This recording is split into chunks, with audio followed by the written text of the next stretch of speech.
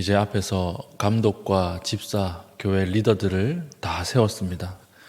이제 지도자들을 다 세운 이후에 필요한 것은 무엇일까요? 이들을 어떻게 성장시킬 것인가 하는 것이죠. 어떻게 좋은 일꾼으로 만들 것인가. 이것에 대해서 사도 바울이 영적 아들 디모데에게 편지로 기록하고 있는 것입니다. 교회 안에 문제가 있다 그랬죠. 1절 보십시오. 그러나 성령이 밝히 말씀하시기를 후일에 어떤 사람들이 믿음에서 떠나 미혹하는 영과 귀신의 가르침을 따르라 하셨으니 2절 자기 양심이 화인을 맞아서 외식함으로 거짓말하는 자들이라. 미혹하는 영과 귀신의 가르침을 가르치는 사람이 있는데 이 사람들은 양심에 화인 맞은 사람들이다, 이렇게 사도 바울이 적고 있습니다. 화인이라고 하는 것은 뭐냐면 예전에 노예들이나 범죄자들에게 이렇게 인두를 달궈가지고 살에 이렇게 대는 거예요. 그러면 그곳에 신경세포가 다 죽기 때문에 이렇게 뭐 찌르거나 해도 아프지 않는 거죠.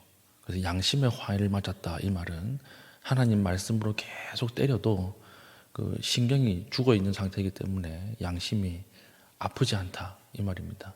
그러니까 하나님의 말씀을 듣고도 돌아오지 못하는 사람들, 이런 사람들을 양심에 화인 맞은 자, 이렇게 표현을 하는 것입니다. 이들의 주장이 무엇이냐면 3절에 나와요. 뭘 주장하느냐? 혼인을 금하고 결혼하지 말라, 이렇게 교회 안에서 가르쳤다라고 하는 것입니다. 왜 결혼하지 말라고 했을까요? 예수 그리스도의 신부라고 우리가 알고 있는데 어떻게 결혼하느냐? 간음이다, 이렇게 이야기를 했던가 봐요. 잘 모르지만 혼인을 금했다. 그리고 어떤 음식물은 섭취하지 못하도록 했다는 것입니다. 오늘날도 성경 말씀을 문자적으로 아주 그대로 지키는 교회들을 보면 선지국 못 먹게 하죠. 선지국. 피로 만든 거 먹지 마라, 이래가지고 선지국 먹으면 안 된다, 그렇게 말하는 교회가 있습니다. 이런 것처럼 어떤 특별한 음식물은 먹어서는 안 되고 결혼해서는 안 된다, 이렇게 이야기를 한 것이죠. 그래서 뭐라고 이야기합니까? 3절 음식물을 먹지 말라고 할 터이나 음식물은 하나님이 지으신 바니 믿는 자들과 진리를 아는 자들이 감사함으로 받을 것이니라. 4절 하나님께서 지으신 모든 것이 선함에 감사함으로 받으면 버릴 것이 없나니. 5절 하나님의 말씀과 기도로 거룩하여 짐이라. 음식물을 안 먹고 혼인을 하지 않고, 이건 무엇입니까? 과도한 금욕주의예요. 과도한 금욕주의 또는 공덕사상이죠. 공덕사상. 이 말은 무슨 말이냐면 금욕이나 공덕으로는 거룩해지지 않는다는 거죠. 우리는 공덕사상이 있기 때문에 아주 이렇게 빠질 경우가 많이 있습니다. 우리 다음 주가 되면 수능인데 수능 시험을 이렇게 치면, 이번에도 우리가 수능 칠 때 그 예배당을 오픈하려고 하는데 그 어머니들이 와서 기도하면요, 점심 식사를 아무도 안 하세요. 그 아이가 열심히 시험 칠 때 내가 더 열심히 중보해야 되겠다, 기도해야 되겠다, 이러고 그 밥을 안 먹는 것은 뭐 그렇게 나쁜 일은 아니지만 그 안에 어떤 마음이 있을까요? 혹시 내가 밥 먹어서 부정타는 거 아닐까? 이런 생각으로 밥을 안 먹는다면 그럴 필요 없다는 거죠. 그렇죠. 그리고 우리는 항상 그 공덕사상 같은 게 있지 않습니까? 불교에서 이게 심하죠. 불교에서 공덕사상. 불교에서 오랫동안 보살까지 하시다가 교회에 전도돼서 오신 분이 있거든요. 여기서 인도권 거리 정도를 걸어 다니세요, 새벽에. 교회에서 차량을 운행합니다. 차량을 타고 오시면 됩니다, 이렇게 이야기를 해도 걸어오시는 거예요. 왜 걸어오시느냐? 남의 공덕으로 기도하면 안 된다는 거죠. 남의 공덕으로 기도하면 안 됩니다, 이래가지고 매일 걸어오시는 거예요. 비가 오나 눈이 오나. 이건 무엇입니까? 공덕사상. 그런데 사도 바울은 그런 공덕사상 가지고는 거룩해지는 게 아니다. 어떻게 거룩해지는 거예요? 마지막 우리 5절에 하나님의 말씀과 기도로 거룩하여 짐이라. 그래서 성경이 금하지 않은 것이면 여러분 감사함으로 받는 게 중요한 것입니다. 누리십시오. 하나님 다 주신 거예요. 우리가 이전에 한번 설교했는데 우리 연꽃 가지고는 그 강단 장식 안 하잖아요. 연꽃. 우리 옆에 있는 봉은사만 실컷 하지 않습니까? 연꽃은. 근데 연꽃도 하나님 만드신 꽃이에요. 그렇죠? 우리가 충분히 누리고 보고 즐길 수 있는 것입니다. 아름다운 꽃이에요. 연꽃을 가만히 보고 있으면 마음이 참 이렇게 묵상하기 좋은 상태로 바뀐다고요. 연꽃도 좋은 꽃이죠. 드라마 보지 마십시오. 영화 보지 마십시오. 아니에요. 보십시오. 다 하나님이 허락하신 거예요. 드라마, 영화 보면 이 땅의 죄악이 얼마나 심각한가 이것을 압축해서 보여줄 수 있어요. 그거 보고 회개하는 거죠. 그거 보고 같이 누리는 거죠. 그렇지 않습니까? 아, 하나님 이렇게 말씀하시는구나. 작가를 통해서 말씀하시는구나. 기도해야 되겠구나. 이걸 느끼는 거예요. 하나님이 주신 것은 다 감사함으로 받는 것입니다. 감사함으로 받으면 버릴 것이 없다는 것이죠. 이걸 감사함으로 다 받고 우리가 좋은 일꾼은 어떻게 되는 것입니까? 말씀과 기도로 되는 것이다. 이걸 이야기하고 있는 것입니다. 그래서 계속 이어나가죠. 좋은 일꾼에게 필요한 훈련이 있다.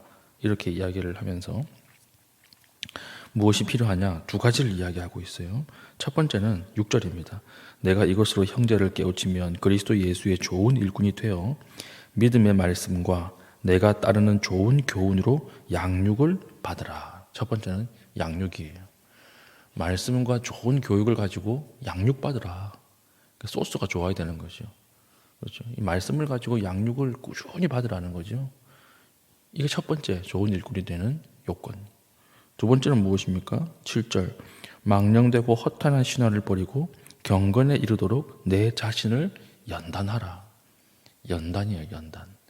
연단은 어려운 일 당하고 이겨내고 그런 게 아니고요. 헬스예요, 헬스. 헬스. 그러니까 좋은 말씀으로 매주, 매일, 매 시간 양육을 받고 그리고 이 말씀대로 살라는 거죠. 헬스, 운동이에요, 운동.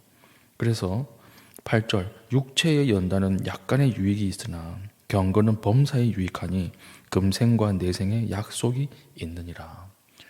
좋은 말씀으로 양육을 받고 이것을 계속 실천하려고 해보아야 한다는 것입니다. 세상 속에 적용시켜 보라는 거예요.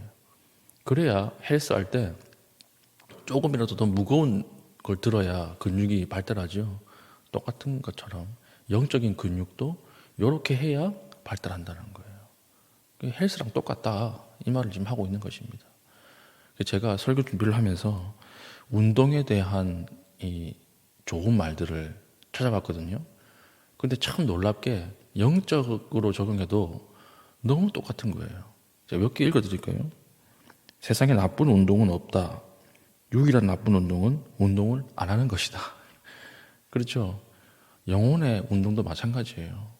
내가 어떤 걸 양육받을까? 어떤 걸 실천할까? 그게 중요한 게 아니라 아무것도 양육받지 않고 아무것도 실천하지 않는 것이 그게 제일 나쁜 것이라는 것입니다. 그리고 어려운 운동일수록 그 보상은 달콤하다. 똑같죠? 영적 운동도 마찬가지예요. 우리가 하나님 앞에 순종할 수 없는 것들 한 번 더 순종해 보면 믿음의 근육이 더 강해지는 것이죠. 그리고 운동을 위해 시간을 내지 않으면 병 때문에 시간을 내야 한다. 제가 이건 참 무릎을 탁 쳤어요. 아, 그렇구나. 우리 경건의 운동에 시간을 내지 않으면 항상 우리는 시험 가운데 이 시간들을 사용해야 합니다. 이런 것처럼 육체적 운동과 영적인 운동, 이 건강이 똑같이 이어져 있다라고 하는 것입니다. 그래서 좋은 일꾼이 되려면 두 가지 이야기하고 있죠. 양육을 받고 실천하라. 연단하라. 이것을 이야기하고 있는 것입니다. 이건 뭐냐? 점진적 성화예요. 점진적 성화. 우리가 은혜 받고 한 번에 그리스도인이 되었지만 좋은 일꾼은 시간이 필요한 거예요. 나의 노력이 필요한 것입니다. 그래서 끊임없이 하나님 말씀을 실천하려고 노력하고 그리고 내 자신을 십자가 위에서 죽어서 복종시킬 때 그때 좋은 일꾼으로 변화된다. 이걸 이야기하고 있는 것이죠. 그리고 나서 11절부터는 디모데 네가 먼저 거룩의 본을 보여라. 이걸 얘기하는 거죠. 다른 사람들한테 이렇게 설교하면서 너는 개차반처럼 살지 말고 너도 먼저 좋은 본을 보이라. 이러면서 11절부터 쭉 이야기하고 있는 것입니다. 너는 믿음의 본을 보여야 하고 그리고 읽고 가르치는 것에 전념해야 할 것이고 그리고 성숙함을 먼저 나타내게 하라. 이걸 강조하고 있는 것입니다. 오늘 이 편지 본문을 통해서 우리에게 주시는 하나님 말씀은 무엇입니까? 영적 성장은 어떻게 이루어지는가 하는 거예요. 영적 성장은 어떻게 이루어지는가? 좋은 일꾼은 어떻게 만들어지는가? 첫 번째는 금욕이 아니라는 거지요. 공덕 서상으로 만들어지지 않는다라고 하는 것입니다. 모든 것을 누리고 감사하는 가운데 말씀과 기도로 만들어지는 것이다. 이걸 이야기하고 있고요. 두 번째는 양육과 훈련으로 만들어진다라고 하는 거죠. 양육은 무엇입니까? 매주 듣는 설교 말씀, 그리고 매일매일 기도하는 거, 이 기도하는 큐티 말씀, 그리고 성경 공부하는, 구역 모임 하는 거, 이런 것들이 양육이 되는 것이죠. 우리 제자반, 양육입니다. 그리고 훈련은 무엇입니까? 실천이에요, 실천. 꾸준히 해보는 거예요. 여러분 조금씩 쓰는 그 필사노트, 이 강력하거든요. 매일 와서 하는 새벽기도 강력하거든요. 쌓이면 강력해지는 것입니다. 그래서 이 두 가지로 좋은 일꾼이 된다라고 하는 것이죠. 양육과 훈련. 목사님, 이거 누가 모릅니까? 이렇게 얘기하는 사람 있을 거예요. 누가 몰라요? 다 알아요, 목사님. 근데 아는 것과 이걸 해보는 것은 천지 차이입니다. 일본 가면 120년 된 우동집이 있거든요. 120년 됐어요. 120년 동안 우동 하나만 만드는 집이 있습니다. 완전히 우동계의 고인물이죠. 그 우동집 사장님이 그 자기 만드는 우동 요리 비법을 방송에 내보낸 적이 있어요. 뭐냐? 딱 세 가지예요. 물은 좋은 물을 쓴다. 좋은 물은 어떤 물이냐? 이렇게 물을 받아서 이틀 정도 햇빛에 둔다는 거예요. 그리고 하루 정도는 그늘에 둔다. 이 좋은 물이에요. 두 번째, 좋은 밀가루를 쓴다. 좋은 밀가루는 뭐냐? 밀가루를 바로 정제해 와서 물기를 완전히 말리는 거예요. 그리고 하루 전에는 냉동실에 넣어 놓는 거예요. 그럼 수분이 이렇게 얼면서 사라진다는 거죠. 이거. 세 번째는 좋은 달걀을 쓴다. 그날 낳은 달걀, 그날 생산된 달걀을 아침 일찍 가서 그걸 먼저 시장에서 사온다는 거예요. 기자가 이렇게 묻습니다. 이거 누가 모릅니까?